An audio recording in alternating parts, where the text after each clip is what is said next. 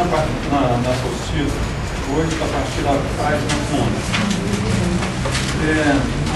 Esse assunto eu dividi em duas unidades.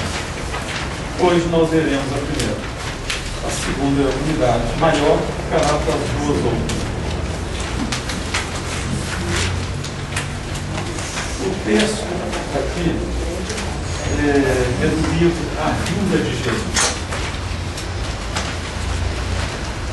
Primeiramente, eu extraí deste livro quatro pequenos trechos, entendeu? Diálogos ocorridos no início, naquele primeiro semestre de 92. Então vamos começar lendo cada um e refletindo um pouquinho sobre cada um deles.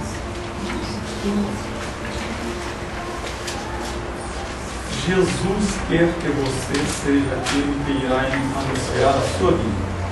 Isso foram palavras de Nossa Senhora Raimundo, ditas no dia 31 de agosto de 92.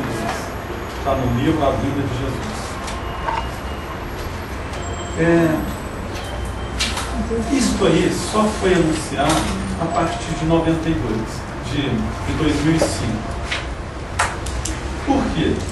Porque aquele primeiro livro que saiu, Eu Sou a Senhora do Rosário, foi subtraído dos diálogos até aquela publicação, tudo que dizia respeito ao retorno de Jesus, porque não era a hora. Vocês vão ver que lá que Nossa Senhora diz ao Raimundo que depois que João Paulo II morresse, então ele passasse a falar sobre o retorno. Quando que ele morreu? Depois deste Papa, não usou a palavra, depois deste Papa, João Paulo II, passe a falar deste assunto. Não era para ser dito naquele primeiro momento, mas ela já havia passado a isso. Ele morreu em 2005, em 2 de abril, início de abril. E o livro A Vinda de Jesus foi exatamente em 2005 a publicação dele.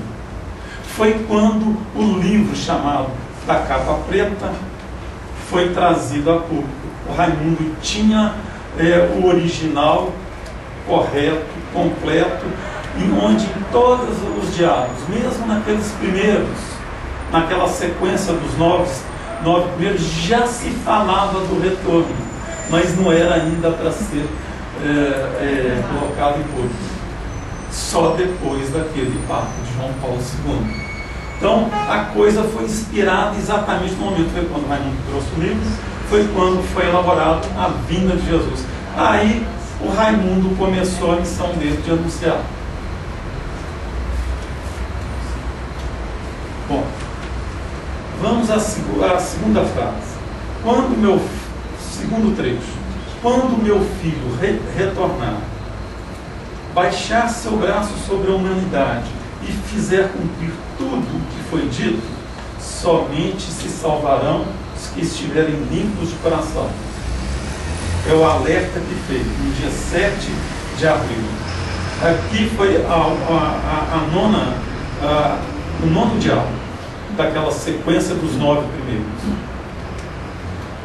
Na semana seguinte, no 14 de abril, Raimundo começou lá na Basílica de Lourdes a reza do terço. Aqui nós vamos ver nessas 3 partes 2 coisas. O céu falando do retorno, mas primeiro em revelações dirigidas à igreja. Era a condição que Deus havia colocado. Então Nossa Senhora se revelou primeiro a Santa Catarina Labouré, em Paris, em 1830. Depois a Lourdes, em Lourdes, a Bernadette, 1844. E depois em Fátima, a Luz. Olha só a ligação das coisas aqui com Raimundo. Primeiro, era a condição, tinha que ser dirigido à igreja. A igreja engavetou. Aí, essas pessoas que foram, a quem foi revelado, foram parar em convento, foram silenciadas e o diálogo engavetado. Na primeira, Catarina Labouré, foi dada uma medalha, a medalha milagrosa. Qual era a missão daquela medalha? Anunciar o símbolo dela, o sentido, o significado daquela medalha era o anúncio do retorno de Jesus. Desfiguraram. Nossa Senhora depois desmascarou o que a igreja fez nessas manifestações dela. A medalha foi desfigurada, a sua missão não foi cumprida. Por isso, Catarina Labouré é uma das diretrizes, porque ela estava atrelada ao mesmo projeto do anúncio do retorno de Jesus. Vocês veem naquele diálogo de novembro de 93, onde contém o caminhar missionário, onde foi entregue o texto de um pequenino, né, ao padre Narciso. Ali ela falou das diretrizes que a obra missionária teria no céu, que nas pessoas de Catarina Labouré e de Bernadette, de Santa Teresinha. Catarina ficou bem claro. O texto do vídeo, a dela estava também ali, né? Mas lá no diálogo ela já havia falado sobre as diretrizes que a obra teria no céu. Bom, com relação a Bernadette, Lourdes, nós vimos aí o elo também. Cá na Basílica de Lourdes, a imagem de Lourdes. E onde o Raimundo, então, como eu disse, começou o texto logo após as 9 primeiras diálogos. E ali ela fez uma promessa: se ele atendesse os pedidos dela, faria de Lourdes faria daquela basílica uma segunda Lourdes. E a terceira foi Fátima, foi a irmã Lúcia. Quer dizer, seria aqui uma continuação de Fátima, como ela falou. No ano de 92 mesmo, ela nos enviou mandou para o Raimundo aquela imagem de Fátima, e com uma história interessante, que era um sorteio, como nós sabemos, e nesse sorteio, uma brasileira que participou, entregou o seu passaporte errado. Ela estava com o passaporte do Raimundo a pedido dele para eliminar uma pendência que ela havia deixado no passaporte dele. Ela, na hora de pegar o passaporte dela, ela pegou o dele, ele foi sorteado, não era para receber, porque a condição era que estivesse lá. A pessoa levou a irmã Lúcia, que estava presente, e a resposta dela: vamos fazer a vontade de Nossa Senhora. Entrega a essa pessoa para que a imagem seja entregue ao dono do passaporte. Era o Raimundo. Nossa Senhora de Fátima. Então, Fátima, o elo das 3 coisas, não foi cumprido. Aí então recaiu sobre o Raimundo, reforçando aqui: Jesus quer que você seja aquele que irá anunciar a sua vinda. Isso se estende ao grupo. Que grupo? É esse grupo que Nossa Senhora pediu que fosse formado em torno dele.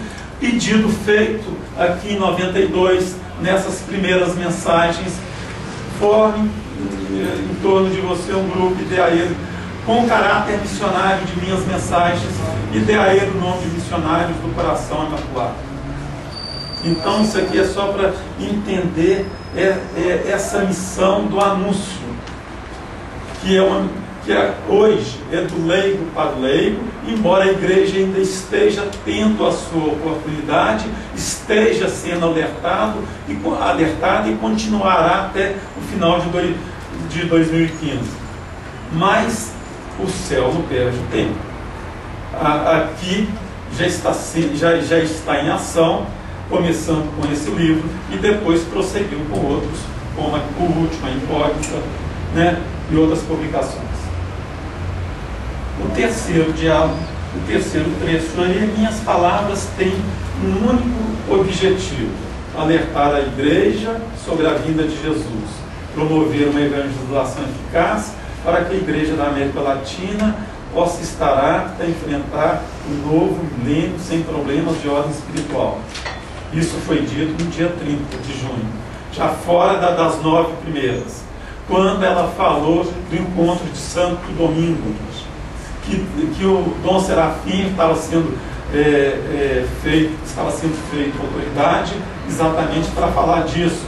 Ele tinha como assessor dele na época o pároco do Belvedere, o padre Paulo César, que foi quem fez o discurso dele lá. Ele foi eleito vice-presidente e apoiou o que ele escreveu nas mensagens. Nesta época, Paulo César tinha uma ligação estreita com Raimundo, que foi mantida principalmente pela Cecília, muito ligada ao Raimundo nesse início.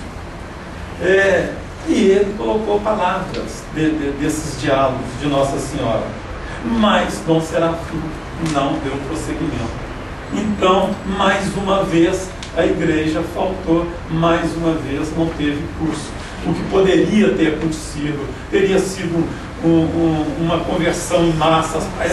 As portas da igreja na América Latina teriam sido abertas à obra missionária.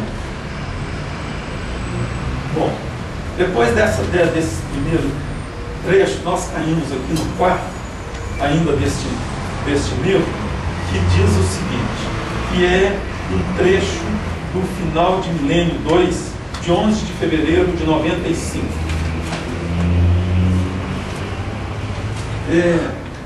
Aqui foi dito o seguinte: o que desejo de você é somente isso, Jesus. O que desejo de você, perdão, Nossa Senhora, o que desejo de você é somente coragem para dizer, sem medo, com a maior firmeza possível, tudo que vou relatar. O que a senhora tem a dizer? Vejo aproximar-se no horizonte a grande nuvem da desolação. Toda a terra tremerá, pois o braço do Senhor nosso Deus baixará sobre o mundo para purificá-lo.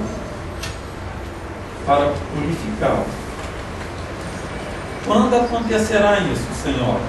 No seu tempo. Muito em breve o assento de Pedro estará descoberto. Quando então terão início todos esses acontecimentos? Vocês católicos verão dias terríveis nascerem no horizonte. Por 1260 dias da terra estará aceso em Jerusalém o candelabro de 2 velas, o único pilar da defesa da fé na igreja. Vamos refletir um pouquinho sobre esse trecho. Quando, muito em breve, o assento de Pedro estará descoberto. O assento dele é descoberto quando, pelo período de 1260 dias, são 3 anos e meio, é o período do anticristo. Quer dizer, nós já temos um papa legítimo, com um que estará lá por usurpação. Vocês católicos verão dias terríveis nascerem no horizonte, porque nós teremos ali um governo da iniquidade, como Nossa Senhora falou, será governada pela iniquidade, a igreja. O nome de Jesus, aliás, ainda estará nesse período, por esse período estará aceso o candelabro de 2 velas, o único pilar da defesa da fé na igreja, isso em Jerusalém. O entendimento disso é que esse pilar, esse candelabro de 2 velas, o entendimento dele está relacionado àquelas 2 pessoas que não morreram, que foram levadas para o céu, que nós conhecemos da Bíblia, Elias e Enoque, que deverão retornar, e aí que deverão, várias profecias dizem isso. Já estive conversando sobre isso com o Raimundo, parece ser isso, parecem ser essas duas pessoas, candelabros, duas velas. Às vezes a gente faz aqui alguns comentários, quase que extrapolando, buscando dar um entendimento, mas faz parte aqui desse assunto, da busca do entendimento disso. O nome de Jesus não terá nenhum valor na terra, as missas serão substituídas por uma simples e simbólica representação da última ceia, e uma terrível apostasia tomará lugar de destaque no seio da igreja. Isso tudo está falando do governo do anticristo. Entendeu? Aquilo que nós ouvimos no diálogo, o anticristo. Quando ele fala que recriarei a meu modo o pensamento cristão. Lúcio, recriarei a meu modo, recriei, aliás ele já recriou, é isso que nós estamos vendo aí, né?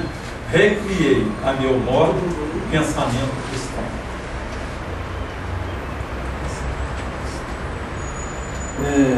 Cada um de vocês, durante 3 dias, sentirá dentro de vocês, dentro da alma, a sensação do afastamento do Senhor. Durante esses dias, nada dentro de vocês fluirá, nada verão do sol a iluminá-los, porque uma densa e pesada atmosfera estará a envolvê-los. Isto se fará independente de credo ou cultura, porque o Deus Criador de todas as coisas assim o deseja. Então nós vimos aqui o assento de Pedro a descoberto, vimos por um período de 1260 dias da terra, quando o candelabro de 2 velas estará aceso, e ali o único pilar em defesa da fé na igreja, o nome de Jesus perdendo o seu valor, as missas serão substituídas por um ato simbólico. Nisso aí a gente vê a importância da atuação da confraria. Ela tem nas suas linhas de ação, ela estará anunciando, ela estará catequizando.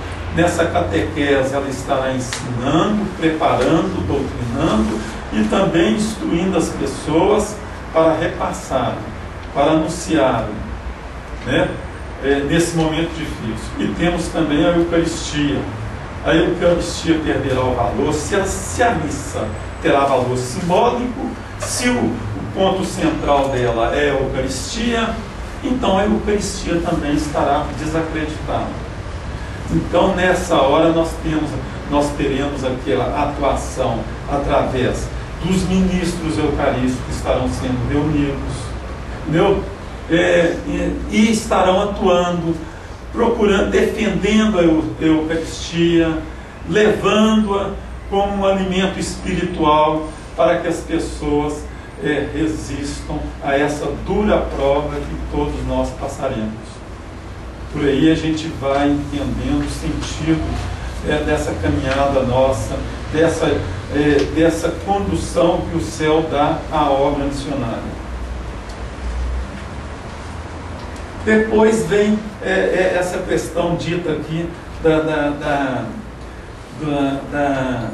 dos 3 dias de trevas da alma. Nada verão do sol a iluminá-los, porque uma densa e pesada atmosfera estará a envolvê-los. Isso se dará independente de credo ou cultura, porque Deus, Criador de todas as coisas, assim o deseja. Serão 3 dias de completa escuridão na alma de vocês. Antes disso, porém, o grande sinal será dado pelo Altíssimo, levando-os a uma profunda e dolorosa reflexão sobre todos os pecados cometidos, para que possam, purificados, entender o porquê dessas trevas da alma e saírem dela, prontos para encontrarem e identificarem a verdadeira luz de Jesus, de Cristo Jesus durante as trevas da alma. São aqueles dias de purificação. Serão aqueles 3 dias, será aquele momento em que nós vamos nos encontrar. É um encontro interior com Deus, onde vamos ver tudo aquilo que fizemos em ofensa a Deus. Isso produzirá uma dor muito enorme. O impacto dessa dor é que nos levará a uma purificação, porque nós vamos sentir aí, depois de revisto tudo que nós fizemos em vida, tudo em vida, em ofensa a Deus. Depois isso vai ser um momento universal, mas um momento individualizado. Essa individualização pode ser entendida em 2 sentidos.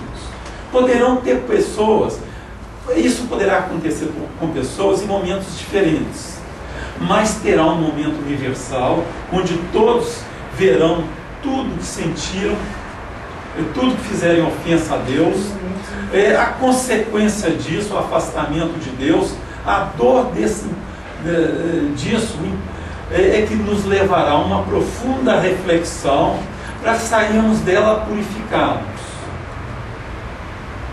Agora, nós sabemos que as confissões em vida, feitas com sinceridade, o arrependimento sincero, irá atenuar todos esses pecados cometidos que nós vamos ver neste momento. Então, nisso pode ser entendida também essa individualização. Pode ser um momento único e estará individualizado, porque esse impacto vai acontecer de forma diferente em cada um, dependendo da vida que cada um levou, entendeu? Dependendo do quanto ele buscou a aproximação de Deus, do arrependimento dos seus pecados, das confissões que fez, que estarão atenuando esse impacto.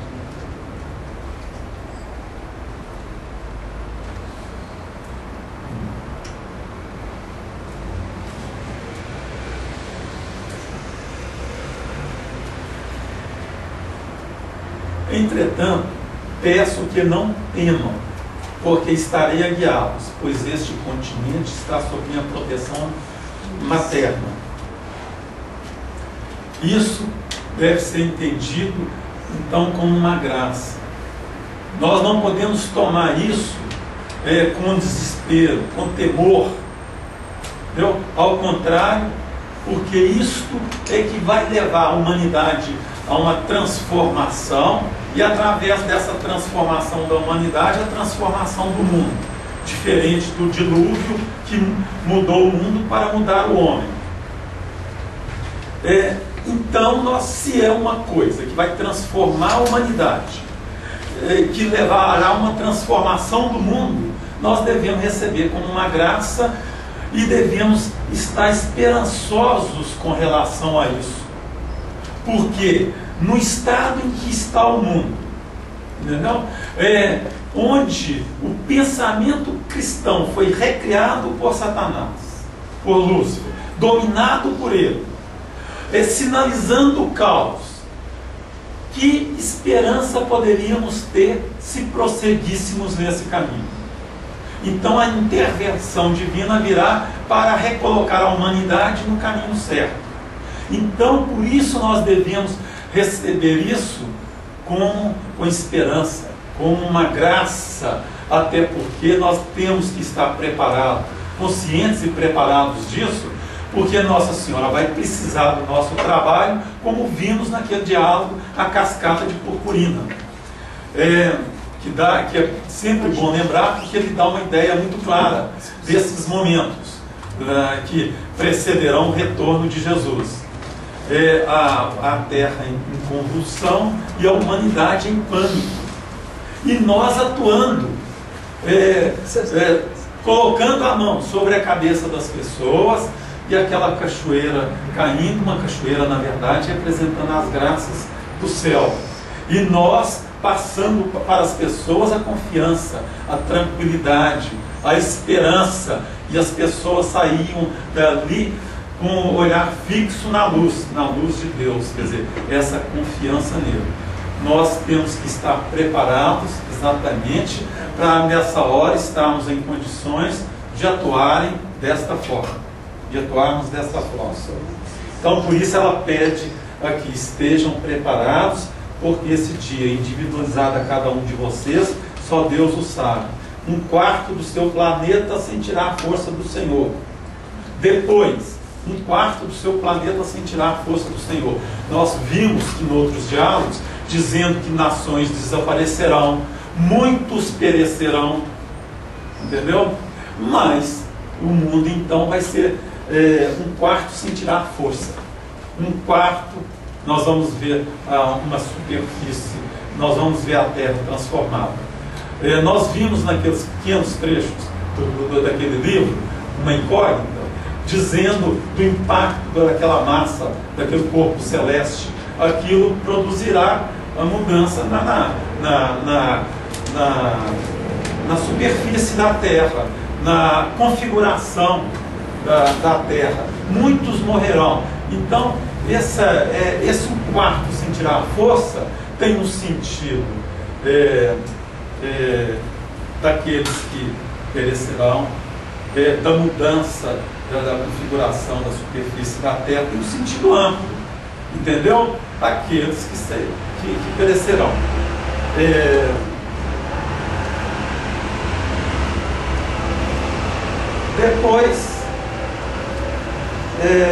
Depois, seu continente será a aurora de uma nova terra glorificada, com o céu presente em todos os atos de vocês. E isto se dará independente de credo ou cultura. Vocês mudarão a terra porque eles estarão mudados. Uma nova consciência tomará conta do mundo totalmente direcionado a Deus, sem influência maléfica de Satanás, porque o Sagrado Coração de Jesus e o meu Imaculado Coração estarão triunfantes. Vocês tomarão consciência do grande mal que Deus fez à terra, e ele, desterrado do coração de vocês, será finalmente precipitado no inferno com todos os seus ânimos. Então vocês estão vendo que aqui está reservado ao Brasil, uma terra glorificada. Daqui irradiará uma nova espiritualidade. E isso deveria partir de toda a América Latina. Por isso que lá atrás, com Dom Serafim, em Santo Domingo, sendo feita autoridade, era para levar isso. Porque ali era uma conferência dos bispos da América Latina e Caribe. E era uma catequese calcada nas palavras de Nossa Senhora, que deveriam trazer isso. Entendeu? Essa mudança grande. Bom, mas de qualquer forma está nas nossas mãos, nós podemos dizer assim, aqui com o Raimundo, do grupo missionário, de certa forma, o anúncio dessas verdades, a transmissão desses ensinamentos, entendeu? Porque daqui deverá sair uma nova espiritualidade. Tem um diálogo também que é dito, também final de milênio 3, onde Jesus fala que muitos de nós seremos aproveitados nesse trabalho, nos novos tempos, aqui na América Latina. Vamos agora do segundo ponto. Um diálogo completo. Agora nós vamos ver a leitura desse diálogo e procurar entender aquele que tudo comanda.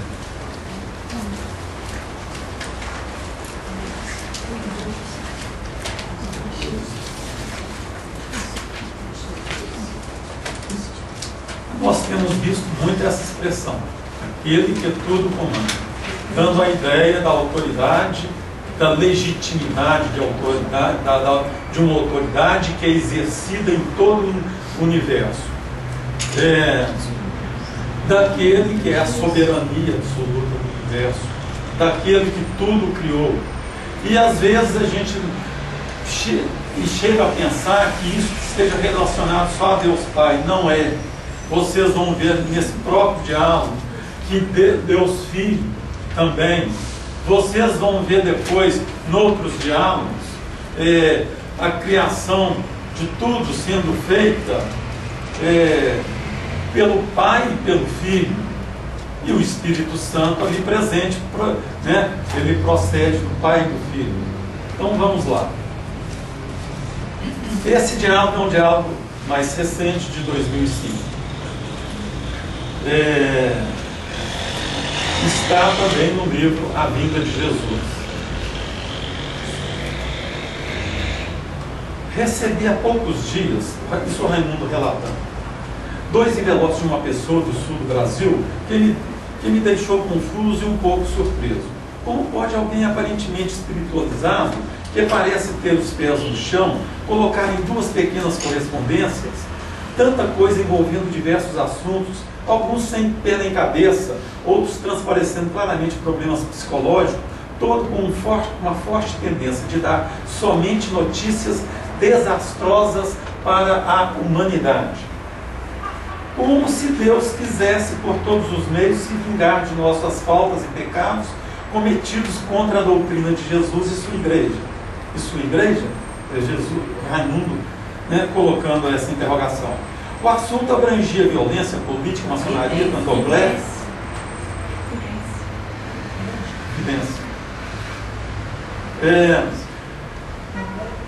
Uma verdadeira salada que, ao invés de informar e converter, leva medo ao leitor ou o descrédito total às manifestações de sua consciência. Por fim, me faz um convite para participar de uma conferência de videntes. O Raimundo ficou angustiado com aquilo, porque não era da forma como Nossa Senhora passava para ele, mesmo naqueles diálogos mais difíceis, falando sobre esses acontecimentos mais pesados do final dos tempos.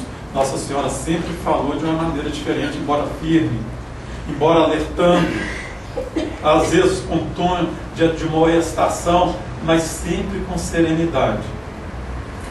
E não é o que normalmente a gente vê em muitas vidências, que colocam um clima de terror e deturpam, distorcem as coisas. Li tudo com paciência e procurei entender o motivo, pois percebi que havia sinceridade por parte do remetente, quem mandou a carta para ele, embora lhe faltasse um mínimo de discernimento sobre aquelas matérias.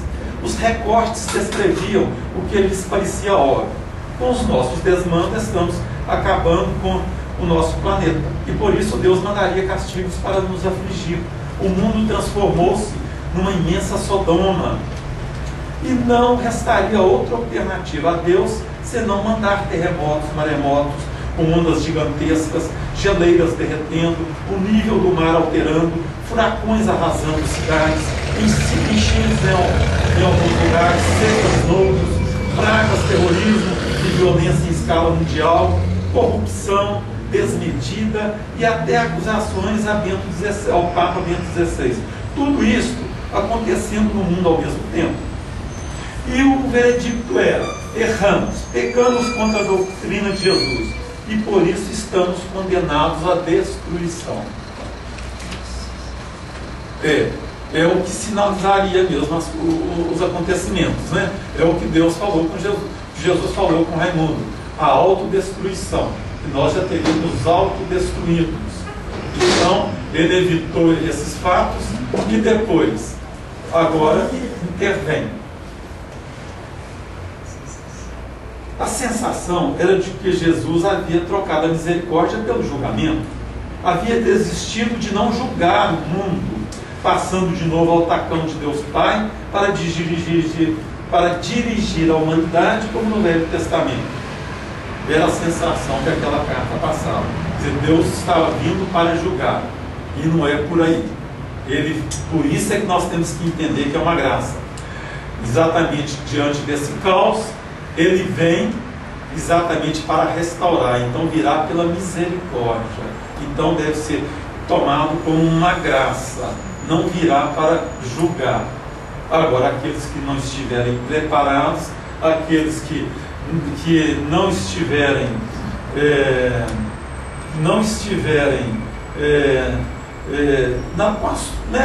com a sua vida regular perante Deus,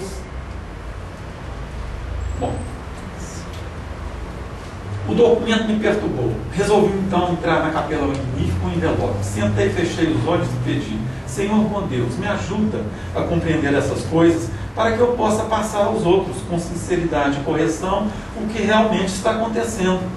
Senhor Jesus, permite que teu anjo me visite mais uma vez. Espírito Santo de Deus, me ajuda a tirar as dúvidas a respeito de tudo isso. Isso Raimundo dentro da capela magnífica. Olha só, né?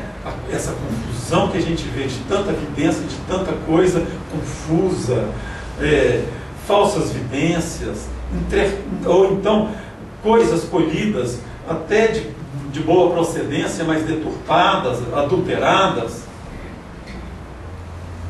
Ao abrir os olhos, disse o Raimundo, vi, surpreso, o menino que sempre me visita, o anjinho.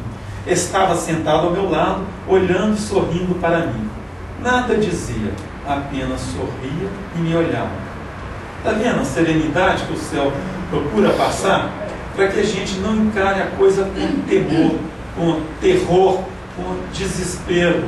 Há que haver a serenidade, há que haver equilíbrio, esperança, a convicção, o convencimento de que isso será uma graça que irá transformar o mundo. Nós também. Olha que Jesus virá reclamando o elo perdido no paraíso. Aí acontecerá, nessa reclamação depois dos novos tempos, o homem voltando à capacidade plena do intelecto, o que é uma maravilha que nós nem sabemos descrever com nenhum pormenor.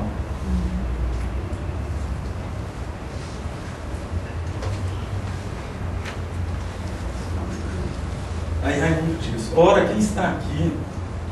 Pedi a Jesus que viesse, você veio. Aquele que tudo comanda atendeu o seu chamado. Respondeu: pegue na minha mão. Eu não, você mesmo sempre me disse que não devo tocar em você. Agora pode, é necessário que isso seja feito assim. Peguei na mão do menino e procurei apertá-la um pouco mais, para confirmar se era real ou ilusório o que me estava acontecendo. Ele me olhou mais uma vez, sorriu e disse: procure acreditar, porque aquele que tudo comanda quer atender o seu pedido.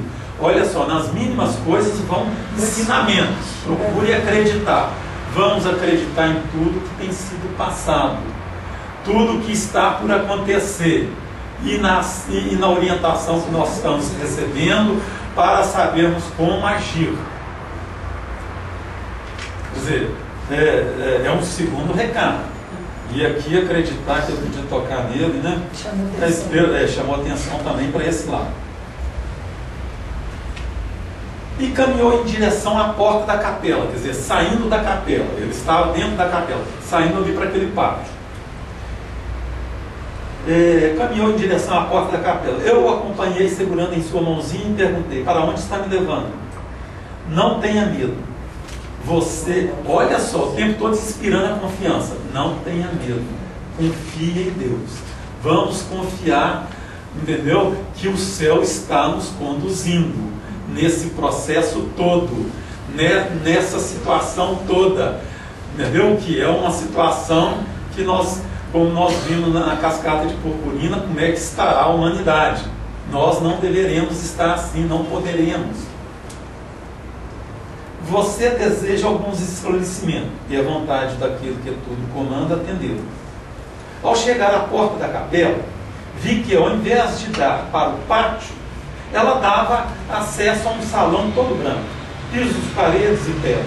No centro tinham 3 pedras claras como mármore branco, e sentados nelas estavam 3 senhores de aproximadamente 65 ou 70 anos, com barba, bigode, grisalhos e pequenos, cabelos fartos quase à altura dos ombros, vestindo uma espécie de roupão comprido de cor acinzentada.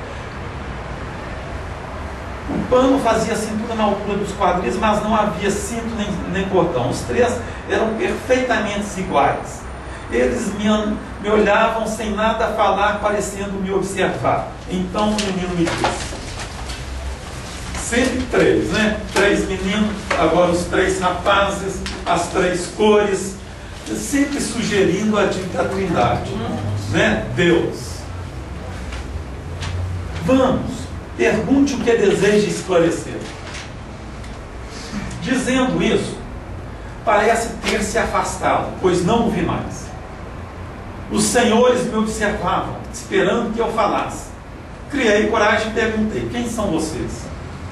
O da esquerda respondeu: somos enviados daquele que tudo comanda. Quem é aquele que tudo comanda? Eu não vou ficar repetindo aqui a pessoa dos três que falou, não. Aquele que dirige tudo que existe. E quem dirige tudo que existe? Aquele que tudo comanda. Fez um círculo, né? Voltou num ponto de partida. Eu fiquei literalmente sem ação, sem saber como direcionar minhas perguntas. E eles me olhavam como que esperando eu falar. Em seguida abaixei os olhos e vocês estão vendo, houve um círculo aí, as três pessoas interligadas. Abaixei os olhos e perguntei: vocês conhecem o conteúdo daquele envelope que eu deixei na cadeira da capela? Eles responderam uníssonos, em uníssono: conhecemos. Vocês acham que aquilo está certo? Raimundo sempre teve essa preocupação da coisa colocada de forma aterrorizante, né? E até porque também uma pecha fácil de ser lançada e que comumente é atirada é a do profeta do terror. Aí derruba uma verdade, né? Derruba uma autenticidade, uma revelação autêntica. Porque se a pessoa coloca aquilo nesse sentido, entendeu? Ele sempre teve essa preocupação de afastar essa conotação. Vocês acham que aquilo está certo? O que é certo? Retrucaram, né? Aquilo que a nossa consciência dita como certo. E quem lhe forneceu a consciência? O que dita a sua consciência? E quem lhe forneceu a consciência? Ele perguntou, né? Raimundo respondeu: foi Deus. E o que dita a sua consciência? Vocês vão perceber que agora como que os três foram conduzindo a coisa. Toda aquela confusão, toda aquela dúvida do Raimundo as respostas estavam nele próprio, na consciência. Quer dizer, numa reflexão maior, numa colocação de recolhimento interiorizada, buscando a luz do Espírito Santo, que se revela em nós através de nossa consciência, nós encontramos as respostas às coisas, a essas dúvidas. Vocês vão ver que o próprio Raimundo vai respondendo e no final terá respondido às dúvidas todas.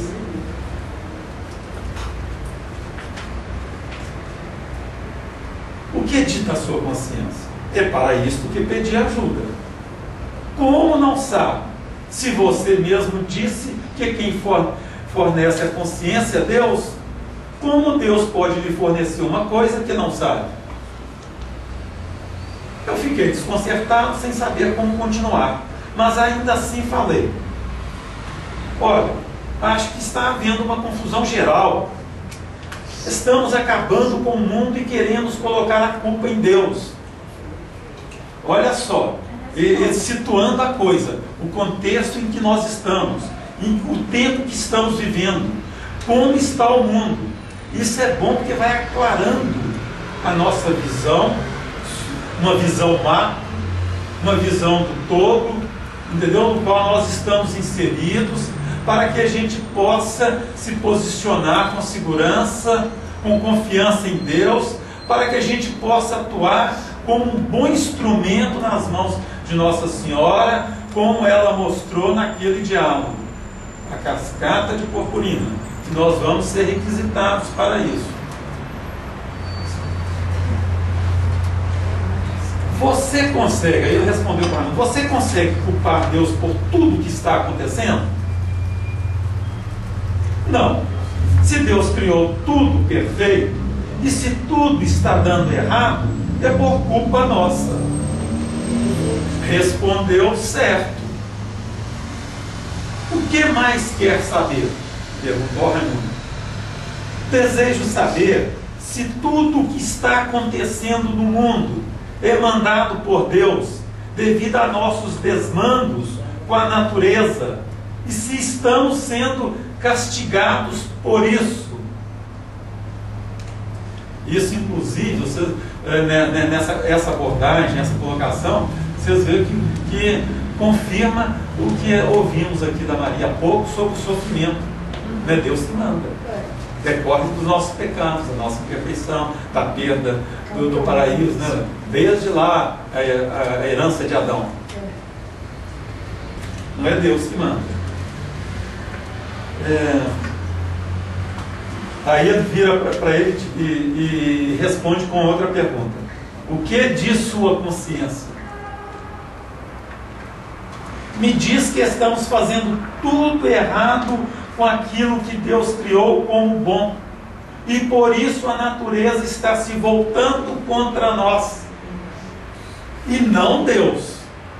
É lógico, Deus ia voltar contra a sua criação, que ele tanto amou a ponto de vir ao mundo, deixar a glória de Deus, como nós vimos há pouco, se colocar entre nós, entregar a sua vida para nos salvar. A maior prova de amor está aí, dada por um próprio Deus.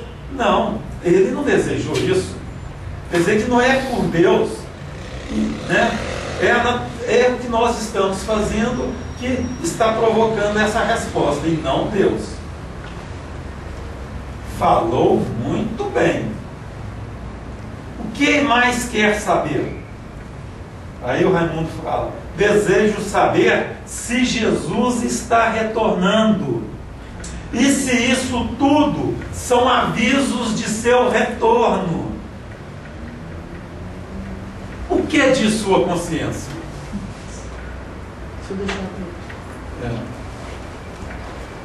Por que vocês apelam para a minha consciência? Porque é nela que está a resposta que procura. Bom, no que li e entendi dos evangelhos, me parece que já estava nos planos de Jesus retornar à terra para dar continuidade à igreja. E ele escolheu esta ocasião em que estamos perdidos no meio de tantos desmandos, porque aí teremos a misericórdia ao invés do castigo. Sempre destacando a misericórdia e não o castigo. Vocês estão entendendo aí? Os sinais são fartos e as pessoas estão se perdendo nisso, estão cegas. E é engraçado que é difícil, né? A pessoa, tanto a grande maioria, ao que parece, está cega aos sinais. Aí a gente fica às vezes indignado quando a gente tenta mostrar para a pessoa e ela não enxerga, né? Aí vem aqueles argumentos que a gente conhece tanto: ah, não, isso é coisa natural, não, mas isso sempre teve, e tudo, e descarta. Não percebem os sinais dos tempos. E aqui então ele mostra, né, através da própria consciência do Raimundo, o que ela aponta, o que ela diz, como é que está o mundo. Tudo isso que nós estamos vendo, na verdade, se traduz em sinais dos tempos, coisa que a própria igreja não está querendo enxergar. Ela própria não vê. Né? Nós vimos aí a posição dúbia do Papa Bento XVI com relação aos sinais dos tempos. Isso dá margem a muita reflexão. O que nós estamos fazendo aqui é mais que essas coisas, esse acervo, e a gente vê, a própria Maria deve sentir isso na pele muito forte, porque ela está com a responsabilidade da catequese diante de um acervo tão rico, de um conteúdo tão profundo e extenso, embora colocado de maneira simples, mas muito rico, que permite muita reflexão, que propicia muita informação. Mas então essa abordagem aqui é só para atiçar consciência, nos atiçar a consciência para algumas coisas que foram ditas, para a gente começar a buscar o entendimento, para a gente poder ter uma posição mais consciente do nosso papel diante dos fatos, daquilo que o céu espera de nós, Nossa Senhora espera de nós, de como deveremos atuar nesse momento agora, que já está aí. Já foi dito para o Raimundo que já começamos a reta final. Nós temos que ter consciência disso para não cochilarmos, para não dormirmos no ponto e depois assustado, assim, nossa, mas como é que eu deixei passar? Como é que eu não agi a tempo? Como é que eu não percebi a gravidade do acontecimento? A proximidade das coisas? Bom, aí ele virou, aí eles viraram para Raimundo e disseram: continue. Acho que Jesus não veio para julgar o mundo. Se vamos esperá-lo no meio de tanta confusão, falta de fé, e se estamos sem meios de interromper esse processo, somente através da misericórdia divina seremos salvos. É a necessidade da intervenção divina, né? Aí ele vira para ele e pergunta, né, você tem certeza disso? Cigarro não tem, senão a gente acredita. Tem. Por quê? Porque somos fracos e o poder de Deus é infinitamente maior que o nosso. E um poder deste não pode castigar o fraco, seria uma covardia. Você então não acredita nos castigos divinos? Claro que acredito, mas acho que são individualizados, são erros de cada um. Nós cavamos nossa própria ruína. Se todos estiverem errados, um só será o castigo. Mas se existem inocentes suficientes para uma salvação, Deus irá fazer as coisas de modo que sejam castigados aqueles que pecaram. Você estava pensando na individualização do castigo nesse sentido, só seriam atingidos aqueles que tiveram culpa. Aí eles perguntam para o Raimundo: existem inocentes suficientes no mundo de hoje para que Deus individualize os castigos? Tenho certeza que existem, Raimundo diz. O que lhe dá tanta certeza? Minha consciência e a consciência de todos aqueles que amam a Deus e não desejam de forma alguma a destruição do mundo. Não podemos ser penalizados por desmandos cometidos por uma minoria.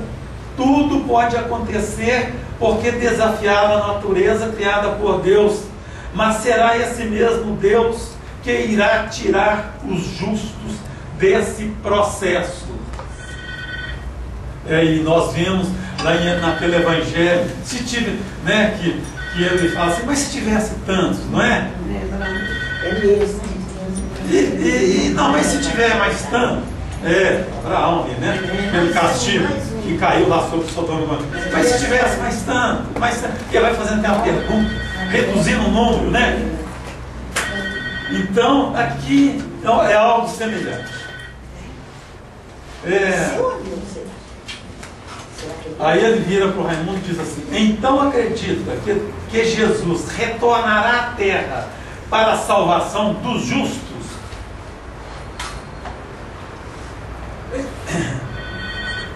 Acredito. Então acredita que Jesus será a perdição daqueles que desafiaram a natureza? Acredito. Então nós vemos, né, no Evangelho que daquele endemoniado, e que Jesus que vira e fala: eu sei quem é você, vocês vieram para a nossa perdição, coisa mais ou menos assim, para a perdição, mas para a perdição de quem? Dos injustos, e para a salvação dos justos. Então acredita que Jesus será a perdição daqueles que desafiaram a natureza? Acredito. Isso não impede que muitos morram, pois Deus deseja o retorno da alma e não do corpo perecível. Será a alma a ser julgada pelos desmandos e não o corpo. E quando uma casa é mal administrada, grande é a ruína dessa casa, mesmo que nela morrem justos, que nela morem. Vai ter, e muitos justos morrerão. Isso é inevitável, mas não, a questão é da condenação. O que importa para Deus não é a morte do corpo, até porque nossa vida é mesmo passageira aqui. Nós não somos deste mundo. O que importa para Ele é a alma. É o que Ele está dizendo aqui. Pois Deus deseja o retorno da alma. E aí nós vamos ver depois, naquele diálogo agora recente, da imortalidade ou mortalidade da alma. Quer dizer, aqueles que forem para o céu, essa alma será imortalizada. No inferno não, no segundo julgamento. Mas então teremos problemas.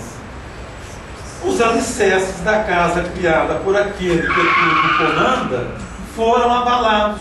Não há mais conserto. E a gente vê mesmo que não há mesmo mais conserto. Quantas vezes a gente coloca isso? Não tem mais jeito. É impossível no mundo. O anticristo, o Lúcifer, foi muito capaz mesmo. E não é à toa que nesse diálogo recente também fala isso, né? O anjo fala assim, Lúcifer, poderoso e rebelde. Quer dizer, era o mais poderoso no céu. E olha como que ele conseguiu recriar o pensamento humano, numa tentativa de jogar toda a criação contra o Criador. E retirar dele a criação, né? Afastar dele. Através de Jesus virá a misericórdia pelos justos e o castigo daqueles que contribuíram para a ruína dessa casa. Então o mundo será destruído? Não dissemos isso. Então por quê? Quer dizer, disseram que a destruição na medida daqueles que contribuíram para a ruína da casa. Não será o fim da casa, mas a oportunidade criada por aquele que tudo comanda para mostrar a força da misericórdia e transformar o que resta desta ruína numa nova casa. E a gente até lembrar daquele diálogo da ruína que o Raimundo viu lá em Fátima, que estava se reportando a Roma, cidade destruída, em ruínas, em chamas, mas pode ser aplicada também ao mundo, para que dessa ruína fosse reconstruída a casa. As pessoas pagando pela ruína que provocaram. Nisso aí a gente pode colocar aquele entendimento da separação dos cabritos e dos carneiros, das ovelhas. É isso mesmo, algo assim. A separação do joio do trigo pode ser colocada agora, embora isso seja visto principalmente no juízo final. Mas agora vai haver uma purificação, vai haver uma transformação, e se vai haver uma purificação, aqueles que não estiverem aptos a essa purificação, certamente que vão ser eliminados.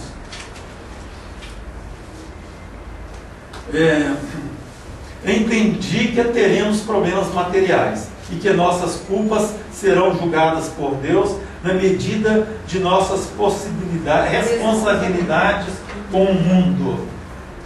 Isto mesmo, entendeu bem. Olha, coisas, aí a gente vai atrelando a tanta coisa que foi dita lá atrás, quando ela falou, nações desaparecerão, né? Países da Europa. E quando ela falou que a Europa era uma fruta podre, não falou isso? E nós já estamos vendo agora a decadência europeia. Vamos pagar nessa proporção. Por que Deus me proporciona esses diálogos? O Senhor do meio ficou de pé, aproximou-se de mim e chamou o menino. Quer dizer, que lá no começo havia aparecido lá na capela e que levou ele até a porta da capela, onde ele viu toda essa cena, onde ocorreu o diálogo. O Senhor veio, aproximou-se de mim e chamou o menino, que parecia estar atrás de mim. O menino veio, ficou perto do Senhor, que ele disse: diga a ele por quê. O menino pegou de novo nas minhas mãos e eu vi uma cena interessante. Parecia um terremoto, muitas casas caindo, mares agitados, tempestades, e eu estava caindo num buraco enorme quando uma mão me amparou. E o menino disse: a mãe terrena daquele que tudo comanda sempre pede por você. Poderei lembrar de tudo isso para escrever? Você deseja escrever? Desejo. Então a mãe terrena daquele que tudo comanda providenciará para que lembre de tudo isso. Depois me vi na capela sentado com tudo tendo voltado ao normal. Então vocês viram, né? Mostrou tudo, mostrou a irresponsabilidade do mundo, uma situação provocada pelo homem, que a gente pode lembrar do diálogo anticristo. O homem permitiu aquilo, que o anticristo agisse e levasse a humanidade a esse ponto em que nós estamos. E, do outro lado, a nossa participação nisso. O que nos aguarda. Para isso nós estamos aqui, para isso nós estamos sendo preparados, para isso nós estamos tendo a oportunidade de encontros como esse, de uma catequese que revê essas coisas, que mostra, relembra, discute, disseca, para que a coisa clareie em nossa mente, para que a gente então tenha uma consciência maior, para que a gente possa ser um bom instrumento nas mãos de Nossa Senhora e não a decepcione. Todos nós precisamos disso, né? E no momento que a gente está revendo, a gente está reaprendendo, né? No momento que você prepara uma aula, você não está relembrando, você não está reaprendendo. A cada vez que você prepara uma aula, você vê mais detalhes, né? E no momento que a gente traz aqui, é para isso. É para criar isso, gente. É esse grupo que nós devemos ser. É isso que nós precisamos. Obrigado.